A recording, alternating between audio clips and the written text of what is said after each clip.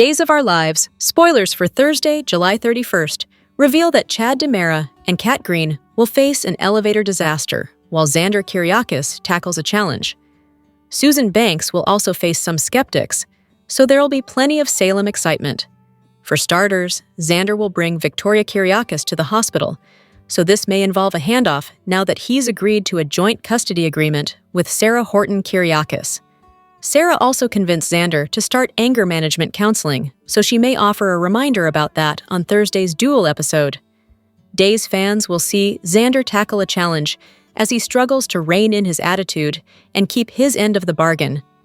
As for Steve Johnson, he'll worry about the investigation he's working on now that Gabby Hernandez has sought help scoring Xander and Philip Kyriakis dirt. Days spoilers say this could affect Alex Kyriakis too, which means it could also affect Stephanie Johnson. Steve will open up to Kayla Johnson about his investigation news and concerns, so she'll pass along some guidance. Over with Stephanie, she'll show off some nervousness and leave Alex working to comfort her. Since Stephanie will seem rather panicked, there's a chance her book will move into the next publishing phase without the edit she requested.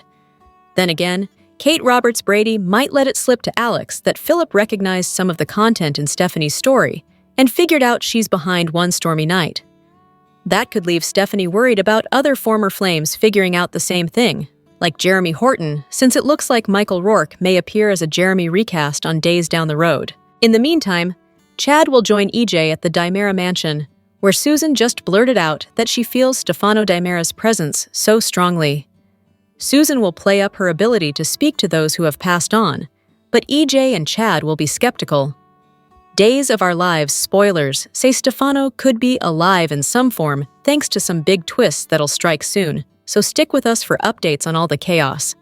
Until then, Chad will join Cat in an elevator after her secret meeting with Rafe Hernandez, so they'll ultimately get stuck together and grow closer in the process. Days of Our Lives spoilers reveal that Calderon recently scored a new primetime role. But what does it mean for Javi's future in Salem? Duel addressed the character's fate through a spokesperson's statement, so let's talk about the whole situation. Deadline broke the news about Calderon's latest gig since he's been cast as Nurse Scotty Silva on NBC's Brilliant Minds. Calderon is a series regular who'll be appearing once Season 2 kicks off this September. Of course, that immediately left Days viewers with questions about what this meant for Calderon's role as Javi. Deadline's brief mention of Calderon seemingly being dropped to recurring added to the confusion. Calderon is coming off a contract role on Days of Our Lives, but continues to play Javi Hernandez on the long-running Peacock Sudser, returning with new episodes in 2026, the article said. Soap Opera Network eventually passed along a statement from a Days spokesperson, so let's look at what they had to say about the issue. We do not comment on the contract status of our actors, but fans should not worry, Javi is alive and well in Salem, the Duel spokesperson insisted. Naturally, that could change if Calderon's no longer locked in with a contract and gets too busy with other gigs, but it sounds like he still has a future at Days for now. Calderon also seems excited about the chance to dive into a new character over on Brilliant Minds. In Calderon's recent Instagram post, he joked about getting his scrubs and thanked a long list of people now that he's landed the role of Nurse Scotty Silva. As for what's next for Javi in Salem, some Tesoro-related drama is on the way. The truth about Sophia Choi and Tate Black's baby has to come out sooner or later, so Javi will certainly be part of all the chaos once it does. Days of Our Lives spoilers say Javi and Leo Stark have some romantic surprises ahead of them as well, so stay tuned. Rumors have been swirling about the possibility that Suzanne Rogers could be leaving Days of Our Lives after having played the iconic role of Maggie for over 50 years. While earlier this month we talked about ways Maggie might head out of Salem, a rep from the Peacock soap has addressed those ramblings and confirmed to Soap Digest that neither Rogers nor Maggie is going anywhere. That's music to our ears, as we couldn't imagine Salem without Maggie. Rogers has been the only actress to play the character since 1973, and during an interview with Soaps.com, she recalled her very first day on set and how decades later she's still on the soap. Well, the first day on the set, I was so nervous, Rogers shared. I was so nervous. And John Clark, who played Mickey, I said, "I'm so nervous. I can't." To which he replied, "Use it. Just use it. Because you will always be nervous about something, so just use that." And that's exactly what she did. And now, 52 years later, well, it worked. And that's why I say I get nervous because I want to do good, and I don't want to hold up the company, she continued. I'll hold up my other actors, and I want to come in prepared. So I always am a little nervous, and I'm an A personality, so it's like kind of comes in the family, if you know what I mean. In thinking about what has surprised her most over the years, Rogers told Soaps.com, "Oh, well, the fact that I was still here after 50 years, the fact that the fans liked the character, plus the fact that I knew what I was doing, and I don't know, just that I love my job. You know, the saying is, if you love your job, you've never worked a day in your life." Days of Our Lives spoilers suggest fans may not see as much of Javi Hernandez as they'd like to in the near future, as the character's portrayer, Al Calderon, will hit the primetime screen, joining the cast of NBC's Brilliant Minds, Season 2. More on this story below. As per deadline, Season 2 of the drama will debut in September, and Calderon will join fellow regulars, John Clarence Stewart and Brian Altemus. The show was inspired by the work and life of famous neurologist and author, Dr. Oliver Sacks. The premise of the show centers around Dr. Oliver Wolf and his team of interns as they investigate some mysteries that surround the human mind, while also navigating relationships both with colleagues and outside the hospital. According to the Deadline report, Calderon will play Nurse Scotty Silva, a charming and charismatic guy seems to know a lot about everything. He's also referred to as the unofficial mayor of Bronx General. Of course, after it was announced, the Day's star shared his big news on Instagram. Uploading a screenshot of the Deadline article, Calderon also added the following caption, "Hold up, let me get my scrubs on right quick. Big thanks to my crew, my village, my gang. Literally couldn't do this without my right hand." As the cousin of Rafe Hernandez and Gabi Hernandez, Javi Hernandez entered the land of Salem in October 2024 and has settled in quite nicely. He's in a committed relationship with Leo Stark, and, in many ways, Javi has helped Leo on his road to redemption. With that said, can Calderon juggle his duties in Salem and his new primetime gig? Could this mean Javi is on his way out of storylines? If that's the case, it'll still be some time before he's written off canvas, as Days films several months in advance. Are you happy for Al Calderon? Comment below. Watch your favorite Peacock soap daily and check out this site often for the best Days of Our Lives spoilers, news, and updates. Days of Our Lives spoilers for Wednesday, July 30th suggest some bombshells on the horizon in Salem. Someone is warned while another confrontation takes place, and a couple focuses on the future. What's set to go down on Wednesday? Time to find out. Days of Our Lives spoilers for Wednesday, July 30th. Note that Susan Banks will warn her son, EJ DiMera, about something. Susan has always had a sixth sense, but now that she's claiming medium powers, she'll hit a whole new level of eccentricity. Regardless, EJ shouldn't fluff off his mom's warning. After all, she's been pretty spot on in the past. Across town, Holly Jonas will bond with her grandmother, Maggie Kyriakis. Meanwhile, Tate Black will be crushed over a situation. Does this have to do with not seeing his baby before it was adopted? As fans know, Sophia Choi claims she had a baby girl in Chicago, and the parents wanted the child right away. However, as Duel fans know, she had a baby boy in Salem and gave him away by dropping him off at the fire station. Now, little Tesoro is under the care of Leo Stark and Javi Hernandez until Child Services finds adoptive parents.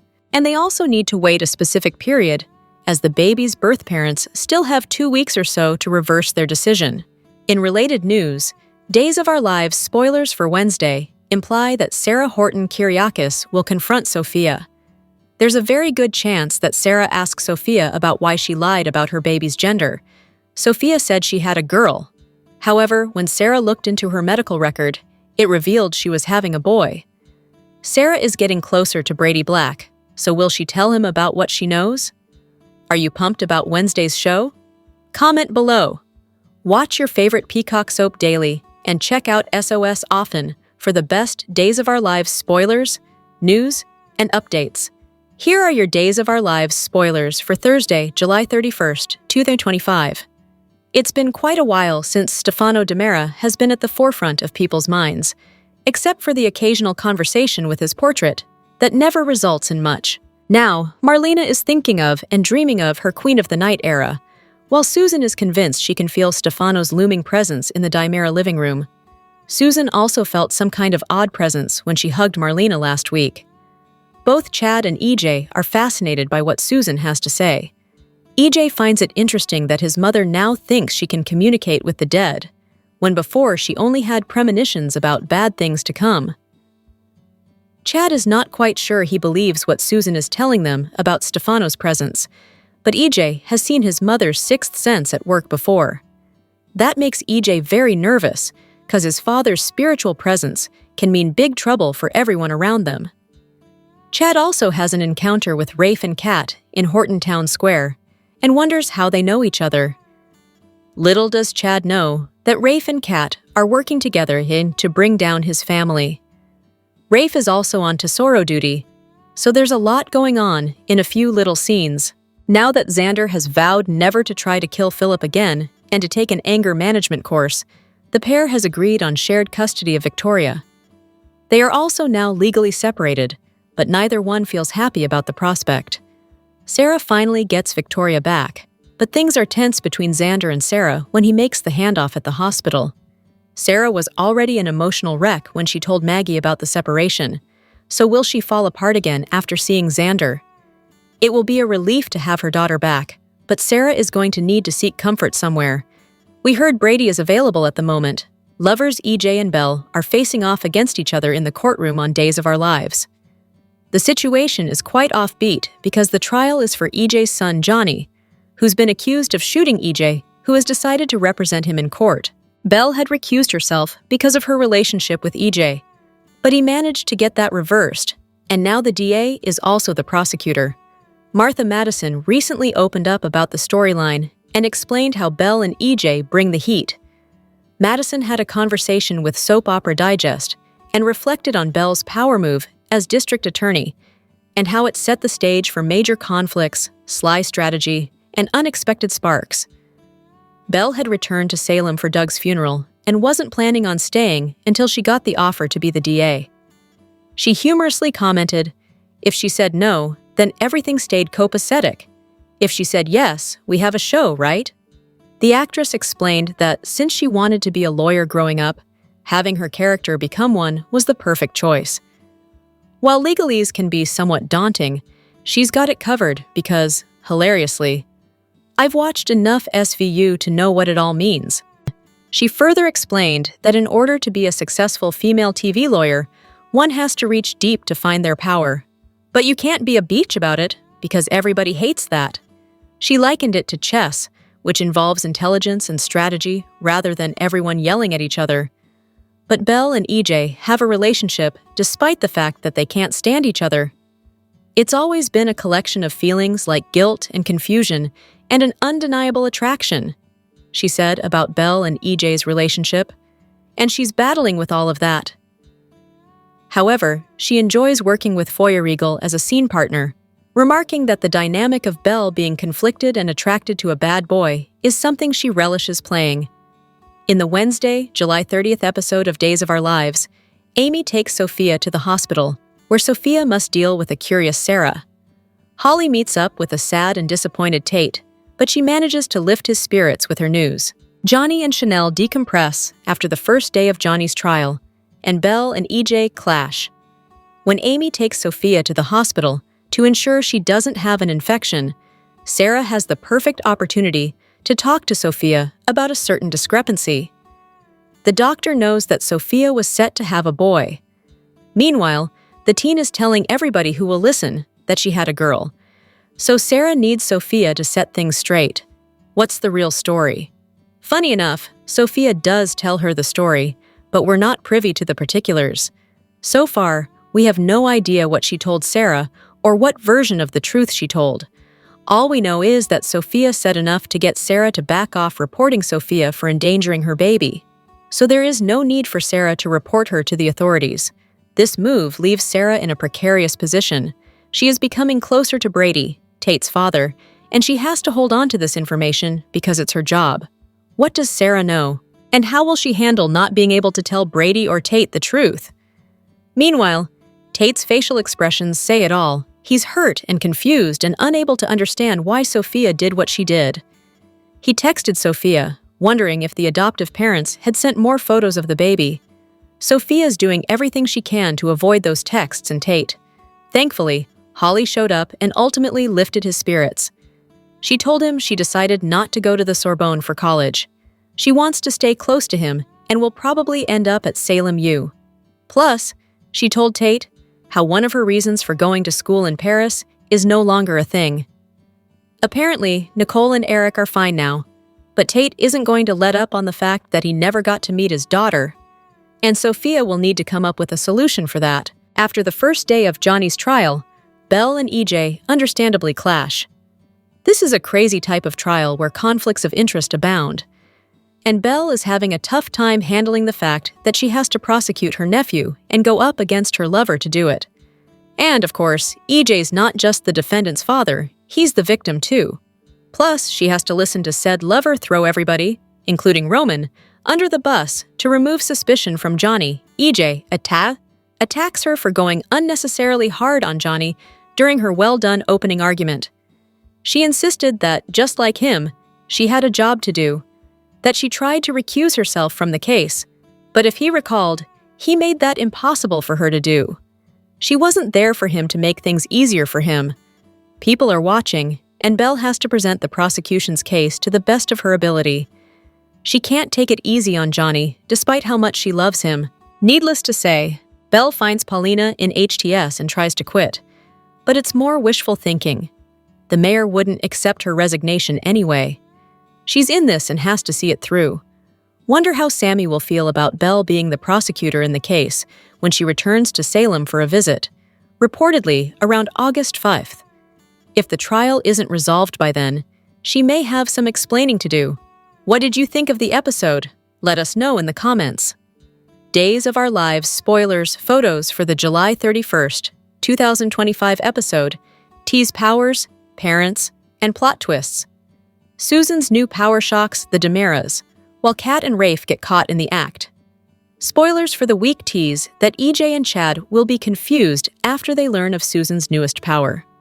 Later, Chad will find Cat and Rafe commiserating in the square when Rafe takes Tesoro out for a walk. Will FBI partners Cat and Rafe get Chad off their trail? Meanwhile, Sarah will get a much-needed visit with Victoria when Xander brings her to the hospital. Days of Our Lives spoilers for Thursday, July 31st end this very hot month with some very hot news. Susan has figured out who shot EJ. Will anyone believe her? Susan has already come bursting into Johnny's house, announcing that those voices she hears in her head have told her that Johnny is innocent of shooting Elvis. So, we're good? Case closed? Does Susan have any evidence of her, feelings? Nope. Does she have people she can point the police towards? Not so much. So the Salem PD should just take Susan's word for it? Yes, that would be so sweet of them to do that. Okay then, Johnny is as good as home free now. Sarah and Xander have agreed to get legally separated so they can fight over Victoria's custody more legal-like. Now they are officially authorized to hate each other, so Sarah can get Xander to admit that he beat up Philip, and Xander can get Sarah to admit that she has had multiple mental lapses in the past, and they can do all this in front of a judge instead of just whining to Maggie. So we're not sure what has really changed, but they both appear convinced that it's a brand new world today. Stephanie wrote a sexy book. She agreed to let Alex publish it. Stephanie keeps freaking out about Titan releasing her book, and Alex keeps insisting they have to publish it to make Titan a corporate power again. First, books make very, very little money. Second, Stephanie's is not the only sexy book out there. Alex should visit Wattpad. He will get all the sexy stories he ever wanted, and he won't have to constantly keep talking Stephanie down off her self-inflicted ledge. Meanwhile, Stephanie's dad, Steve, also has some professional concerns. Kayla gives him much better advice than Alex gives Stephanie. Days of Our Lives has gone through many cast changes in the last couple of years, including casting surprises and a change of writers. The biggest news items that affected the lives of the staff as well as the fans were the deaths of Bill Hayes, who played Doug Williams, and Drake Hogestyn, who played the iconic hero, John Black. But now there's a new change for the better, and Deidre Hall spoke out about how wonderful it is. Days of Our Lives, Deidre Hall eagerly wrote on Instagram, "I'm sure you've heard the great news by now. It was the loveliest of days when Ken announced the pickup of not 1, but 2 years with Peacock. Congratulations to everyone, and a special welcome to Renee Villafan, Vice President of Production and Soaps at Sony Pictures Television. At Peacock, at Sony Pictures TV, Days Peacock." She also attached some snaps to the post, the first of which was her with executive producer Ken Corday. Next was the two of them again, this time joined by Susan Seaforth Hayes, who plays Julie Williams, and the last photo was of Hall with Greg Rickhart, who plays the hilarious Leo Stark, and Villafan. Co-star Lucas Adams, who portrays Trip Johnson but hasn't been seen on the show for a while, chimed in with several applause emojis. Robert Scott Wilson also responded with the emojis depicting clapping, an hourglass, and a heart. Hall hilariously responded, "At Robert Scott Wilson, use your words, honey." Across the TV dial, the young and the restless Tracy Bregman commented, "Congrats!" and added a heart emoji. At Mike McDowell, 156, was among many fans who were happy for the renewal, but still dismayed that Days of Our Lives is no longer on the NBC network, just the Peacock streaming app. They wrote, "2 more years on Peacock is a plus, and kudos for that. That said, I look at the current 1:15 EM schedule on the local NBC affiliate and ask myself, what the heck is NBC thinking?" Put another way, when Days made its debut, Lyndon Johnson was president. The Byrds had a hit with Turn, Turn, Turn, and Walt Disney was still living. Now, if that's not staying power, I don't know what is. Another fan, at Synergetic1, who's still disgruntled at the show's move to streaming, demanded, "Awesome! Now put it on NBC again, also!" Among the fan congratulatory remarks, several explained how the show is a part of their daily lives, with at Phyllis Strongoli writing, "Yay! You all on the show help me relax from work every day when I arrive home. Been watching since 1997. And at JH Dominic 4 lovingly commented, "Drake would be proud." After online rumors surfaced that longtime Days of Our Lives star Suzanne Rogers was leaving Salem behind, the soap put out a statement confirming the actress's status with the nearly 60-year-old daytime drama. According to Soap Opera Digest, a spokesperson said that the rumors could not be further from the truth. Maggie and Suzanne are integral to the show's history, present storylines, and now, on the heels of our pickup, the future. Neither are going anywhere. Indeed, Maggie remains at the forefront of multiple stories and was even given a front-burner story last year as she grieved for her husband, Victor Kiriakis, while being scammed by his former friend, Constantine.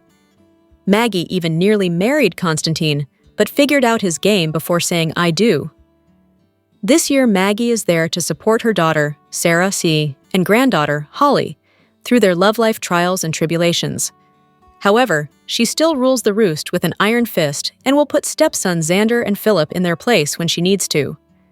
She is also a member of the hospital board, taking crucial votes and often having some fun BFF chats with Julie Williams. Rogers first brought farm girl Maggie to life in 1973 and became the first Days of Our Lives performer to win an Emmy in 1979 in the Outstanding Supporting Actress category. Just last year, she picked up another golden statuette when she won the Academy's Lifetime Achievement Award. Maggie started her Salem life as Mickey Horton's devoted young wife who longed to have a child. She eventually had Sarah via a surrogate and adopted Melissa. In later years, Days gave her 2 retconned kids, Daniel and Summer, both of whom are now dead. Maggie's 2 great loves through the years have been Mickey and Victor. When Maggie married Victor, it was an unexpected turn of events because the sweet heroine wed the big bad villain. However, they became a popular pair as Maggie mellowed out her husband. With days recently renewed for another 2 years on Peacock, we expect to see a lot more of Maggie, as Salem would never be the same without her.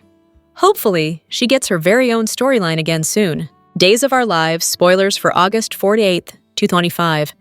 See Steve Johnson digging up some good dirt, and Belle Black being very angry about a couple of things. As we always do on Early Edition Day, we start with what is coming the rest of this week, and then dive into the good stuff happening next week. With that in mind, on Wednesday, July 30th, we've got Sarah Horton confronting Sophia Choi. She knows that Brady Black and Tate Black were lied to about the sex of the baby because Rachel Black was talking about it being a little girl, and she had bought the bunny. But Sarah knows it was a little boy in Sophia's belly, and Sarah may try and harass some info out of Sophia. But honestly, even if the teenager admits what she did to Sarah, the doctor cannot tell Brady or Tate because of patient-doctor confidentiality. She could lose her medical license over that. However, that doesn't mean she won't, but she shouldn't. Speaking of Sophia's baby, poor Tate, he is so depressed about missing the birth and not getting to meet his baby when it was born. Hopefully, Holly Jonas is going to be there to support him. Johnny DeMera and Chanel Dupree are really trying to stay optimistic about their future, even though Johnny feels like the trial is not going well. I actually think that EJ DeMera's tactic of letting the jury know that every witness and most of Salem had access to a gun and wanted him dead is enough to show reasonable doubt, especially since Roman Brady had access to the murder weapon and really hates him. Grandma Susan Banks, though, is on the case, and her powers are amped up. EJ's mom is now talking to the dead. So, it's beyond just the flashes of stuff. So, I'm very interested to see if Susan is going to hear Stefano DiMera's ghost. I mean, I think it could be Susan that actually figures out who is EJ's real shooter. Because if you remember when Marlena Evans hypnotized him, he saw the shooter, but he couldn't see their face. And the reason I think he can't see their face is because of some hocus pocus, and we're going to talk about that in a special video tomorrow. So Susan warns EJ about something that is very bad. I mean, all this is very bad, so that is an accurate psychic flash. On Thursday, July 31st, we've got Chad DeMera and EJ DiMera talking about Susan's newly expanded psychic abilities. Now that she has got some medium abilities, I wonder if she can talk to just anybody on the other side. Or does Susan have to wait to hear from the dead? Does she hear from the dead at random? I'm very interested to see if she's going to be conversing with Stefano's painting that's channeling his spirit. All the kids in the family talk to Stefano's portrait, but Susan might have a real back-and-forth conversation. We'll see. Sarah and Xander Cook try to work on developing some skills to do polite co-parenting. Sarah updates her mama Maggie Horton Kyriakis on the official legal separation of her marriage. And I wonder what sage advice that she will give Sarah. I saw one of the bigger soap sites was addressing this big rumor that Maggie's leaving. I haven't seen that rumor anywhere. Okay, I don't know if that was just like something in passing because it was a slow news day.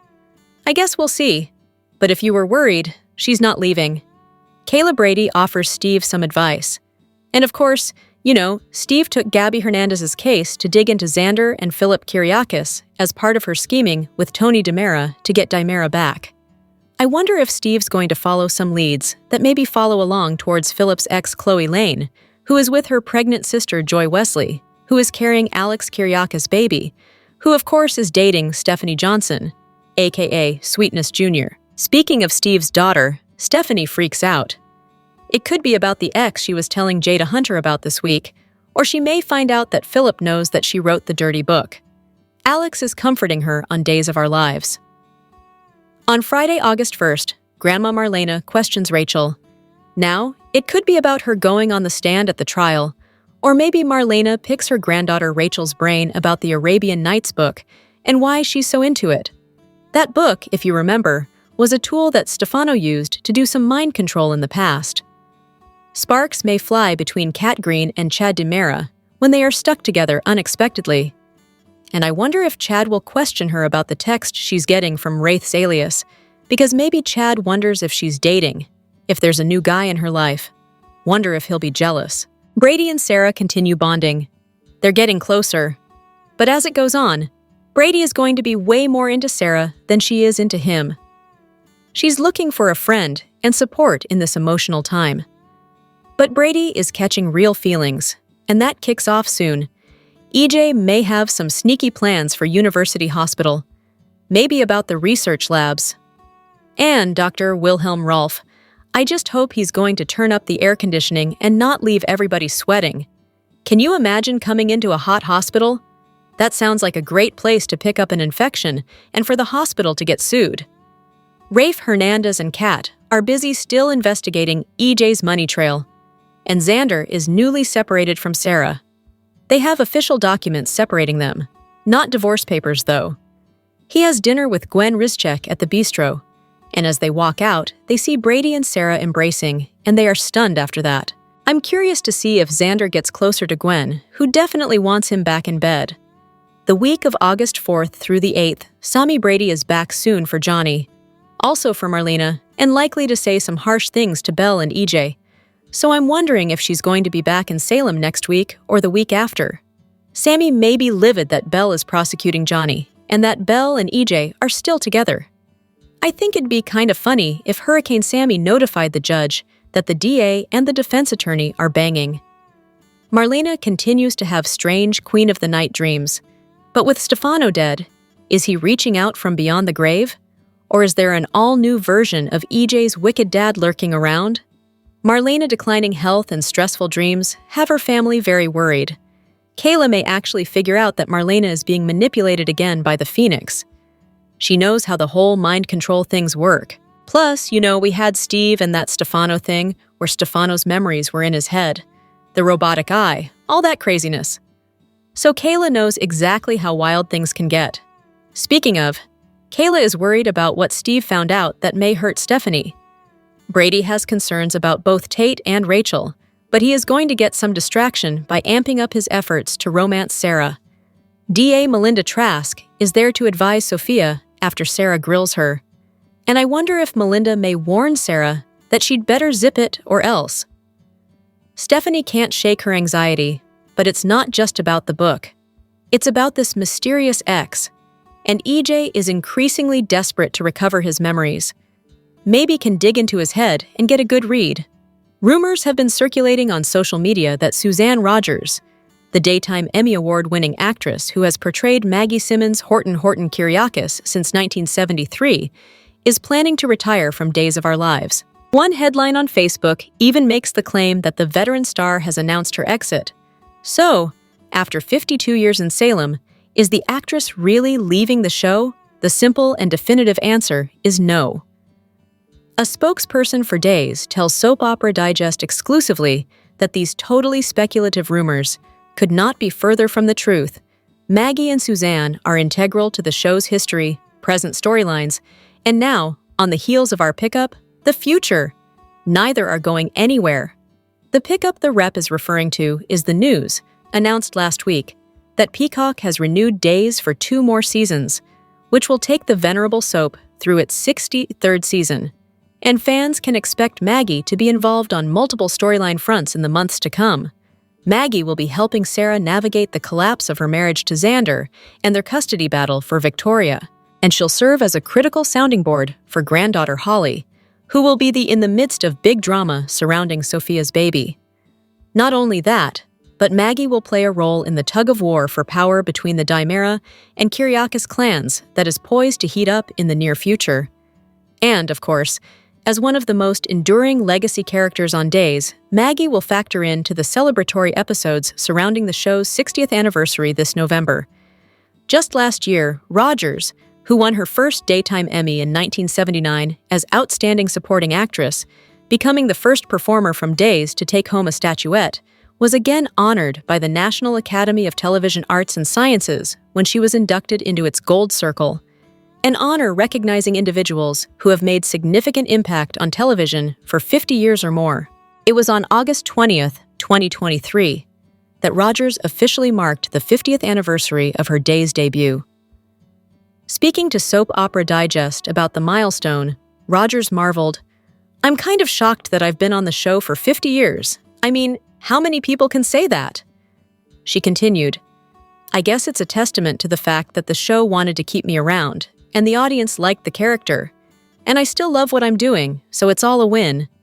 The actress admitted to Digest that when she inked her first contract with the show back in 1973, which was for 3 years, "I thought that was so long."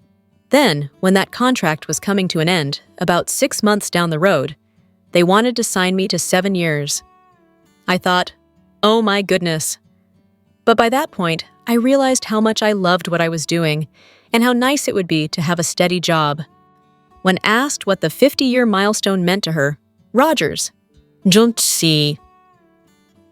who joined days after breaking into show business in New York, dancing with the legendary Radio City Rockettes and appearing in off-Broadway plays, answered, "I guess success. I was from a little town in Virginia, and never though I'd leave Virginia. I went to New York. Then I went to California. I've been on this wonderful show for 50 years. She added, "I really am dumbfounded with how my life has gone. I really am. I didn't go to college. I was in high school and I went to New York at 17 years old. It showed you don't have to have a college education. If you have whatever you have expertise in and do it the best you can, it can work." In that interview, Rogers made it clear that retiring from the show was not on her radar. "I still talk to a few people from back home, and they say, 'When are you going to retire?'" she shared. "I say, 'Well, I'm still enjoying what I'm doing.'" Belle Black's status in Salem took a major power turn when she was appointed Salem's district attorney in 2024. For Martha Madison, the move also cemented her status with Days of Our Lives. The actress discussed all of the above with Soap Opera Digest, including her real-life legal dreams and determination to play a woman who's intimidating and likable. Martha Madison. "I was excited by it, because at the time we had only talked about me coming back to Days for a short period of time. So when I saw that script come in, and that they wanted to make me the district attorney, it was not only fun as a character thing, but I also realized it was going to keep the door open for us to continue working together. I was very happy to see that. For Belle as a character, it opens the door for her to explore all these new relationships, both personally, professionally, and romantically, whatever that is." Madison. "She had a lot of hesitation. When she came back for Doug's funeral, it was not meant to be a long-term stay. So when she was offered the DA position, she knew that would move her permanently to Salem. Then she found out that Sean was going to stay in Salem, and that, if she took the job, it would unseat EJ. So, she doesn't want to cause World War III. There were a million reasons why she didn't want to take the job at first." Madison. "Oh yeah, it's great drama. Because if she said no, then everything stayed copacetic. If she said yes, we have a show, right?" Digest. "How do you handle all the technical stuff, like learning all the legalese and making the words feel comfortable coming out your mouth?" Madison. "I love it. If they were going to make me Martha play any career professional, a lawyer is the right choice. I wanted to be a lawyer when I was a little kid. It's been so fun playing pretend.